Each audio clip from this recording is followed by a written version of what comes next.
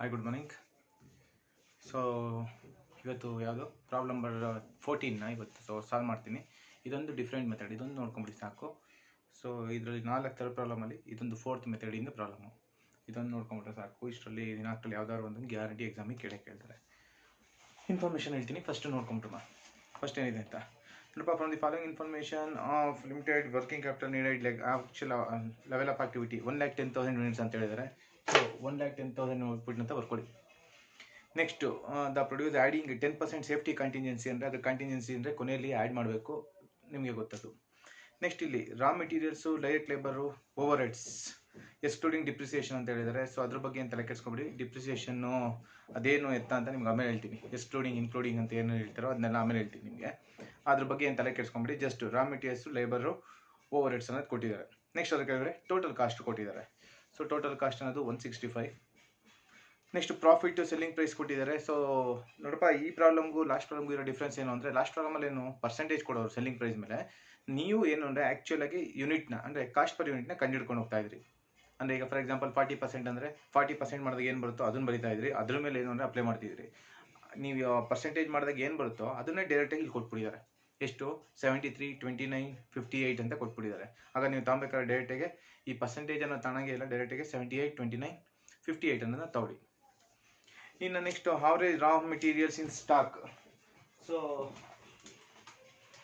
ಈ ಪ್ರಾಬ್ಲಮ್ನ ಹಂಗೆ ನೋಡ್ಕೊಳ್ಳಿ. ಜಸ್ಟು ನಾನು ಪ್ರಾಬ್ಲಮ್ ಸಾಲ್ವ್ ಮಾಡಾದ್ಮೇಲೆ ಹೇಳ್ತೀನಿ ಏನೇನು ಡೌಟ್ಸು ಅಂತ.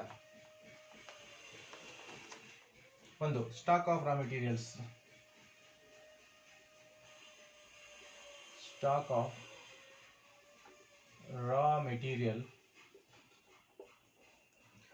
1,10,000 ಯೂನಿಟ್ಸ್ ಇಂಟು 78 ಇಂಟು 4/52 ಅಂತ ಆಗ್ತಾ ಇದ್ದೀನಿ. ಆಗ ಆನ್ಸರ್ ಎಷ್ಟು ಬರುತ್ತೆ? 6,60,000 ಬರುತ್ತೆ. ನೋಡಪ್ಪ, 4/52 ಯಾಕೆ ಸರ್ ಹಾಕಿದ್ರಿ ಅಂದರೆ, ನೋಡಿ ಎಂಟೈರ್ ಕ್ವಶನ್ ಅಲ್ಲಿ ಕೊನೆಯಲ್ಲಿ ಲಾಸ್ಟ್ ಏನಾರು ಒಂದು ಹೇಳ್ಬಿಟ್ಟಿದ್ದೀನಿ. ಏನಂತ ಹೇಳಿದ್ದೀನಿ? ಮಂತ್ ಈಕ್ವಲೆಂಟ್ ಟು ವೀಕ್ ಅಂತ ಹೇಳ್ಬಿಟ್ಟಿದ್ದೀನಿ. ಅಂದರೆ ಸೊ ಅಂದರೆ ಅದನ್ನೇನಂತ ಹೇಳಿದ್ದೀನಿ, 1 ಮಂತ್ ಈಕ್ವಲೆಂಟ್ ಟು 4 ವೀಕ್ಸ್ ಅಂತ ಹೇಳಿದ್ದೀನಿ. ನಿಮ್ಗೆ ಯಾವುದೇ ಮಂತಲ್ಲಿ ಕೊಟ್ಟರು ಅದನ್ನು ವೀಕ್ಸ್ಗೆ ಕನ್ವರ್ಟ್ ಮಾಡಬೇಕು. ಈ ಥರ ಪ್ರಾಬ್ಲಮ್ಗಳನ್ನ ಓಕೆನಾ? ಆ ಕ್ವಶನ್ನ ಫುಲ್ ಕೊನೆಯಲ್ಲಿ ನೋಡ್ಬೇಕು, ಅದನ್ನ ನೋಡ್ಬಿಟ್ಟು ಈ ಥರ ಮಾಡಬೇಕು. ಸೊ ಫಸ್ಟೇ ಗೊತ್ತು ಅಂತ ಫಸ್ಟ್ ಲೈನ್ದೇ ಮಾಡ್ಕೊಂಡು ಹೋಗ್ತಾ ಇದ್ರೆ ಅಂದರೆ ತಪ್ಪಾಗುತ್ತೆ. ಆ ಕ್ವಶನಿನ ಕೊನೆಯಲ್ಲಿ ಲಾಸ್ಟ್ ಲೈನಲ್ಲಿ ಹೇಳ್ಬಿಟ್ಟಿದ್ದೀನಿ, ಅದೇ ಥರ ಮಾಡ್ಕೊಂಡು ಹೋಗ್ಬೇಕಪ್ಪ. ನೆಕ್ಸ್ಟ್ ಅದಾದಮೇಲೆ point number 2, stock in process. So stock in process ಅಲ್ಲಿ ಏನು ಅಂದರೆ, ಮಾಮೂಲಿ raw material 1,10,000 into 78 into 2/52 into 50%. Next ಅದೇ ಥರ labour 1,10,000 into 29 into 2/52 into 50%. Next third ಪಾಯಿಂಟಿಗೆ ಬಂತು ಅಂದರೆ overheads equals 1,10,000 into 58 into 4/52 into 4/52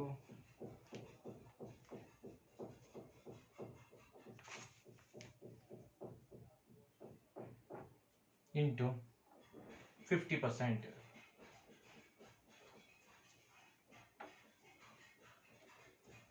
ಆಯ್ತಪ್ಪ. ಸೊ ಅದಕ್ಕೆ ಆನ್ಸರು ಫಸ್ಟ್ನೇದಕ್ಕೆ 1,65,000, 61,346,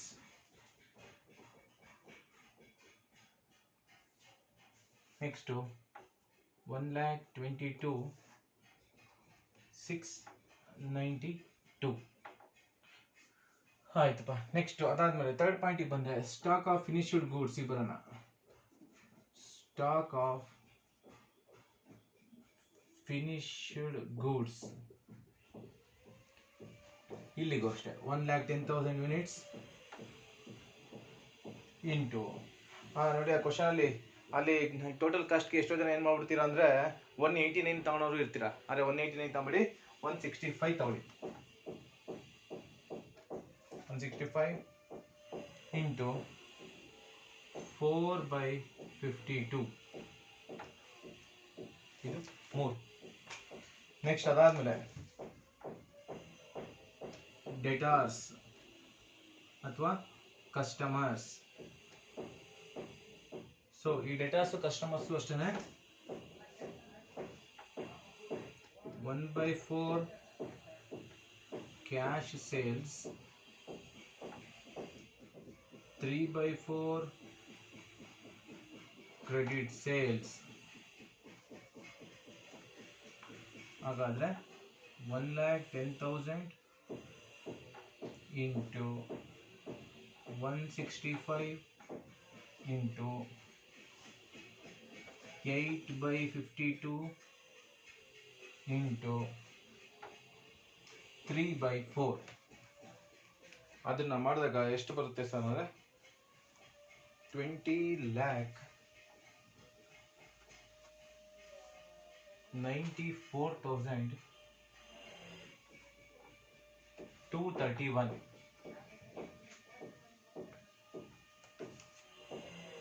ನೆಕ್ಸ್ಟು ಇಷ್ಟು ಆದಮೇಲೆ ಇಲ್ಲಿಗೆ ಬನ್ನಿ, cash balance.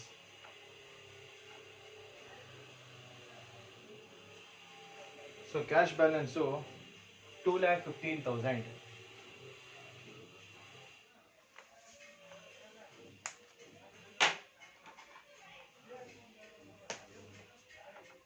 Less current liabilities.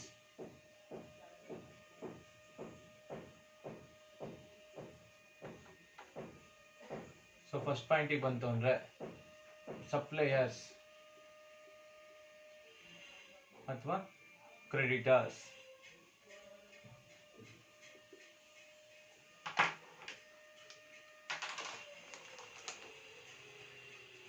$1,10,000 into 78 into 4/52. ಹಾಗಾದ್ರೆ ಮಾಡಿದ್ರೆ 6,60,000 ಬರುತ್ತಂತೆ. ನೆಕ್ಸ್ಟ್ ಸೆಕೆಂಡ್ ಪಾಯಿಂಟಿಗೆ ಬಂತು ಅಂದರೆ ವೇಜಸ್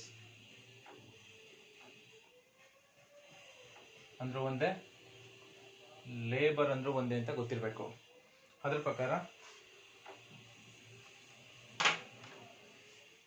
1,10,000 ಇಂಟು 29 ಇಂಟು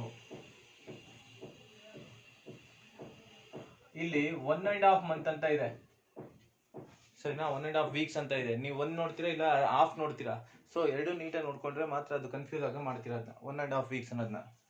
ಸೊ ಅದಕ್ಕೆ ಆನ್ಸರು 92,019. ನೆಕ್ಸ್ಟ್ ಓವರ್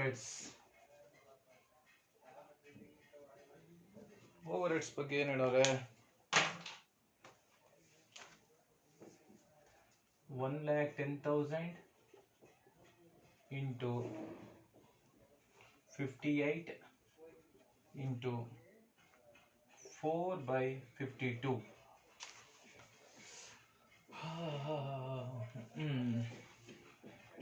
ಇದಕ್ಕೆ ಆನ್ಸರ್ ಎಷ್ಟು ಬರುತ್ತೆ? 4,90,769 ಬರುತ್ತೆ. ಓಕೆನಾ? ಸೊ ಮಾಮೂಲಿ ನೋಡಪ್ಪ, ಇಷ್ಟು ಮಾಮೂಲಿಯಾಗಿ ಇಷ್ಟು ಆ್ಯಡ್ ಮಾಡಿದ್ರೆ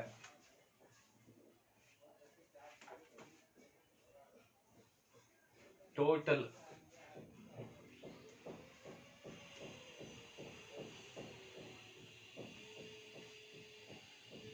$47,14,423. ಇನ್ನು ಈ ಮೂರನ್ನು ಆ್ಯಡ್ ಮಾಡಿದ್ರೆ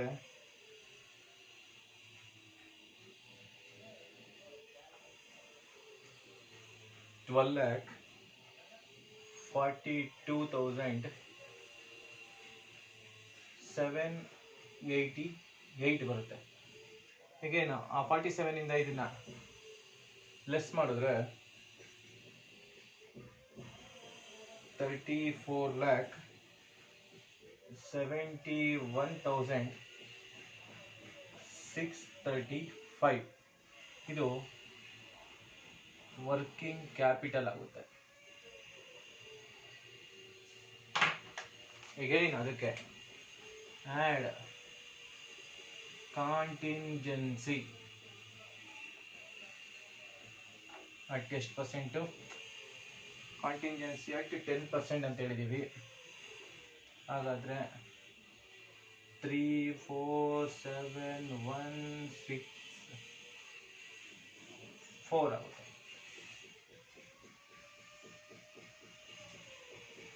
ಇದನ್ನ ಆ್ಯಡ್ ಮಾಡಿದಾಗ ಎಷ್ಟು ಬರುತ್ತೆ? 38,18,798 ಬರುತ್ತೆ. ಇದು requirement of working capital.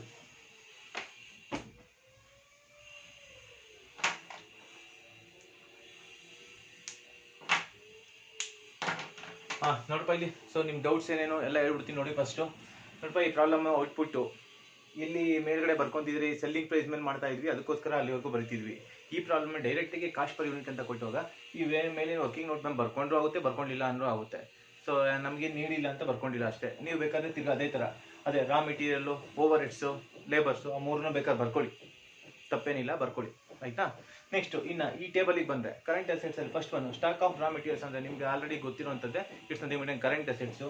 So 1,10,000 into 78 into ಹೇಳಿದ್ದೀನಲ್ಲ, ಈ ಪ್ರಾಬ್ಲಮಲ್ಲಿ ಲಾಸ್ಟ್ ಲೈನಲ್ಲಿ ಹೇಳಿದ್ದೀನಿ ಮಂತ್ಸ್ನ ವೀಕಾಗಿ ಕನ್ವರ್ಟ್ ಮಾಡಿ ಅಂತ, ಅದಕ್ಕೋಸ್ಕರ ಮಂತ್ಸ್ನ ವೀಕಾಗಿ ಕನ್ವರ್ಟ್ ಮಾಡಿದ್ದೀನಿ. ಇನ್ನು next second stock in process. ಸ್ವಲ್ಪ ನಿಮಗೆ ಸ್ಟಾಕ್ ಇನ್ ಪ್ರೋಸೆಸ್ ಅನ್ನೋದೇ ತುಂಬ ಇಂಪಾರ್ಟೆಂಟು. ಎಷ್ಟೋ ಜನ ಕನ್ಫ್ಯೂಸ್ ಮಾಡ್ಕೊತೀರಾ. ಈ ಪ್ರಾಬ್ಲಮಲ್ಲಿ ಕನ್ಫ್ಯೂಸ್ ಮಾಡ್ಕೊಳೋಂಥದ್ದೇನಿಲ್ಲ. ಫಸ್ಟ್ ನೀವು ತಿಳ್ಕೊಳ್ಳಿ ನೀಟಾಗಿ. ಏನು ಅಂದರೆ ಈ ಸ್ಟಾಕ್ ಇನ್ ಪ್ರೋಸೆಸ್ನ ಅವನೇ ಅಲ್ಲಿ ಲೈನಲ್ಲಿ ಕ್ವಶನಲ್ಲೇ ಹೇಳ್ಬಿಟ್ಟಿದ್ದಾನೆ 50% ಅಂತ ಹೇಳ್ಬಿಟ್ಟಿದ್ದಾನೆ, ಹೌದಲ್ವಾ? ಸೊ ಬ್ರಾಕೆಟಲ್ಲಿ ಕಂಪ್ಲೀಷನ್ 50% ಸ್ಟೇಜ್ ಅಂತ ಹೇಳ್ಬಿಟ್ಟಿದ್ದಾನೆ. ಹಾಗಾದರೆ 50% ಅಂತ ಹೇಳಿದ್ಮೇಲೆ ಎಲ್ಲದನ್ನೂ ಸಹ 50% ತೊಗೊತೀರ. ಸರ್ ಅಲ್ಲಿ ಏನೂ ಕೊಡಲಿಲ್ಲ sir, just working process half A month ಅಂತ ಕೊಟ್ಟರೆ ಏನು ಮಾಡಬೇಕು ಸರ್ ಅಂದರೆ ಫಸ್ಟ್ನೇದು 100 ತಗೊಳ್ಳಿ, ಇನ್ನು ಉಳಿದಿರೋಂಥದ್ದನ್ನ 50% ತಗೊಳ್ಳಿ. ಓಕೆನಾ? ಸೊ ಈಗ ಈ ಪ್ರಾಬ್ಲಮಲ್ಲಿ ಏನು ಕೊಟ್ಟಿದ್ದ 50% ಸ್ಟೇಜಲ್ಲಿ ಇದೆಯಾ ಅಂತ ಅಂದಮೇಲೆ ಎಲ್ಲ 50% ಆಗಿರುತ್ತೆ. ಓಕೆನಾ? ಆಯಿತು. Raw materials 1,78 2 ವೀಕ್ಸ್ನ ತೊಗೊತೀವಿ. ಲೇಬರು 1,29 2 ವೀಕ್ಸ್ ಅಂತ ತೊಗೊತೀವಿ. ಓವರ್ ಹೆಡ್ಸ್ ಅಂದರೆ ನೋಡಪ್ಪ, ಓವರ್ ಹೆಡ್ಸ್ ಅಂದರೆ ಏನು ಅಂದರೆ ಅದರ್ ಎಕ್ಸ್ಪೆನ್ಸಸ್ ಅಂತ ಹೇಳ್ತೀವಿ. ಅದರ್ ಎಕ್ಸ್ಪೆನ್ಸಸ್ನ ಎಲ್ಲಿ ಕನ್ಸಿಡರ್ ಮಾಡ್ತೀರಾ ಅಂದರೆ ಇಲ್ಲಿ ಓವರ್ ಹೆಡ್ಸ್ 1,10,000 ಇಂಟು 58 ಇಂಟು ಈ 4 ಇಲ್ಲೆಲ್ಲ 2/52 2/52 ಕೊಟ್ಟಿದ್ದೀವಿ. ಇಲ್ಲೇ ಸರ್ 4/52 ಕೊಟ್ಟಿದ್ದೀವಿ ಅಂದರೆ ಇನ್ನೊಂದು ಅಡ್ಜಸ್ಟ್ಮೆಂಟಲ್ಲಿ ಲಾಸ್ಟಲ್ಲಿ ಹೇಳಿದ್ದಾನೆ ನೋಡಿ, ಓವರ್ ಹೆಡ್ಸ್ ಅಂತ ಇದೆಯಲ್ಲ ಇಲ್ಲಿ, ಈ ಓವರ್ ಹೆಡ್ಸಲ್ಲಿ ಅವನೇನಂತ ಹೇಳಿದ್ದಾನೆ ಅಂದರೆ 1 ಮಂತ್ ಅಂತಲೇ ಹೇಳಿರ್ತಾನೆ. ಸೊ ಹಾಗಾದರೆ ಆ ಓವರ್ ಹೆಡ್ಸ್ ಅನ್ನೋದೇನು ಅಂದರೆ ಎಕ್ಸ್ಪೆನ್ಸಸ್ಗಳನ್ನ ನಾವು ಡೈರೆಕ್ಟಾಗಿ ಒಂದೇ ಸಲ ಇಲ್ಲಿ 2/52 ಅಂತ ಕನ್ಸಿಡರ್ ಮಾಡೋಂಗಿಲ್ಲ. ಅದಕ್ಕೆ ಏನು ಮಾಡ್ತೀವಿ ಅಂದರೆ ಸೊ 4/52ನ ತೊಗೊಂಡಿದ್ದೀವಿ. ಆಯಿತಾ? ಇದನ್ನು ನೋಡ್ಕೊಳ್ಳಿ. ಇದು ಮುಂದಕ್ಕೆ ಹಂಗೆ ಬರ್ತಾ ಇರ್ತಾವಲ್ಲ, ಅವಾಗ ನಿಮಗೆ ಅರ್ಥ ಆಗುತ್ತೆ. ಇದೊಂದನ್ನ ಇವೆಲ್ಲದರಲ್ಲೂ 2 ಮಂತ್ಸೇ 2/52 ತೊಗೊಂಡಿದ್ರ, ಇದು ಯಾಕೆ 4/52 ಅನ್ನೋದು ಬಂದೇ ಬರುತ್ತೆ ಕ್ವಶನ್ಸು ಅಂಥವ್ರಿಗೆ ಪಾಪ ಹೇಳ್ತಾ ಇದ್ದೀನಿ. ಓಕೆನಾ? ಸೊ ಇದಾದಮೇಲೆ ನೆಕ್ಸ್ಟು ಸ್ಟಾಕ್ ಆಫ್ ಫಿನಿಶ್ಡ್ ಗೂಡ್ಸ್ನ 1,10,000 ಇಂಟು 165ನ ಬರೆಯೋ ಬದಲು ಎಷ್ಟೋ ಜನ ಏನು ಮಾಡ್ತಾರೆ ಅಂದರೆ ಟೇಬಲ್ ನೋಡ್ಬಿಟ್ಟು ಡೈರೆಕ್ಟಾಗಿ ಫಾಸ್ಟಾಗಿ ಬರೆಯುವಾಗ 189 ತೊಗೊಂಡಿರ್ತಾರೆ. ಅದು ಏನು 189 ಅದು selling price. So selling price ತೊಗೊಬಾರ್ದು. ನಾವು ಕ್ಯಾಲ್ಕುಲೇಷನಲ್ಲಿ ನಾವು ತೊಗೊಬೇಕಾದ್ರೆ ಫಿನಿಶ್ಡ್ ಗೂಡ್ಸ್ಗೆ ಟೋಟಲ್ ಕಾಸ್ಟ್ನೇ ತೊಗೋಬೇಕು. ನೆಕ್ಸ್ಟ್ ಅದಾದ್ಮೇಲಪ್ಪ ಇನ್ನು ಡೆಟಾಸಿಗೆ ಬಂತು ಅಂದರೆ ಡೆಟಾಸ್ ಅಲೋಡ್ 2 ಮಂತ್ಸ್ ಅಂತ ಹೇಳ್ಬಿಟ್ಟಿದ್ದಾನೆ. ನಾವು ಅದನ್ನೇ ನೋಡ್ಬಿಟ್ಟು ಏನು ಮಾಡ್ತೀವಿ, ಎಷ್ಟೋ ಜನ ಮಾಮೂಲಿಯಾಗಿ 1,10,000 ಇಂಟು ಎಲ್ಲ ಒಟ್ಟೋಗೈತೆ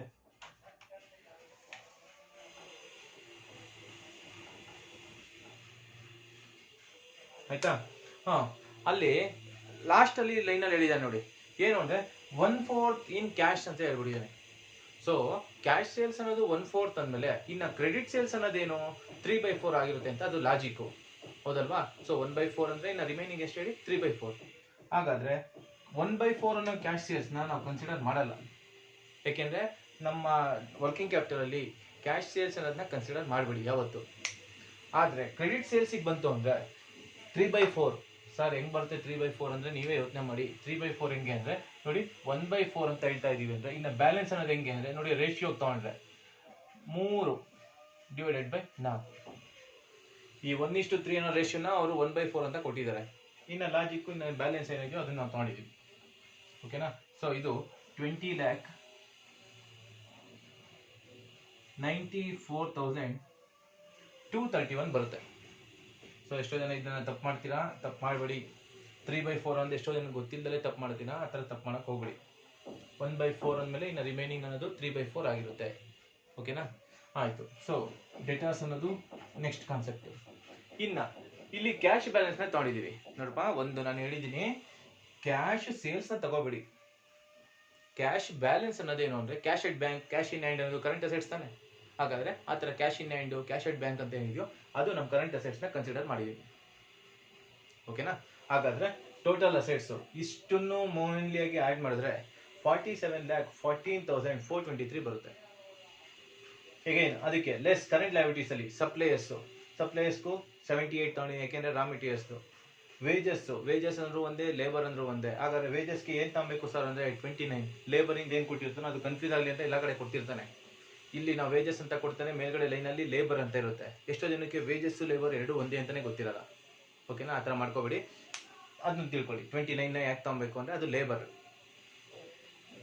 ಇನ್ನು ಓವರ್ ಹೆಡ್ಸ್ ಅನ್ನೋದು 1,10,000 × 58 ಅನ್ನೋದು ಮಾಮೂಲಿ ಅಲ್ಲಿ ಕ್ವಶನಲ್ಲಿ ಇರುತ್ತೆ. 4/52 ಅಂತ ಅವರೇ ಕ್ವಶನಲ್ಲಿ ಹೇಳಿದ್ದಾರೆ. ಹಾಗಾದರೆ ಓವರ್ ಹೆಡ್ಸ್ ಅನ್ನೋದು 4,90,769 ಬರುತ್ತೆ. So finally current assets minus current ಲಯಬಿಲಿಟಿನ ಕಳೆದಾಗ ಎಷ್ಟು ಬರುತ್ತೆ ಅಂದರೆ 34,74,635 ಅನ್ನೋದೇನು ವರ್ಕಿಂಗ್ ಕ್ಯಾಪಿಟಲ್. ಈ ವರ್ಕಿಂಗ್ ಕ್ಯಾಪಿಟಲ್ ಮೇಲೆ 10% ಕಂಟಿನ್ಯೂಸ್ CD ಅಂತ ಮೇಲ್ಗಡೆ ಲೈನಲ್ಲೇ ಹೇಳಿದ್ದಾರೆ, ಲಾಸ್ಟ್ ಸೆಕೆಂಡ್ ಲೈನಲ್ಲ ಥರ್ಡ್ ಲೈನಲ್ಲ.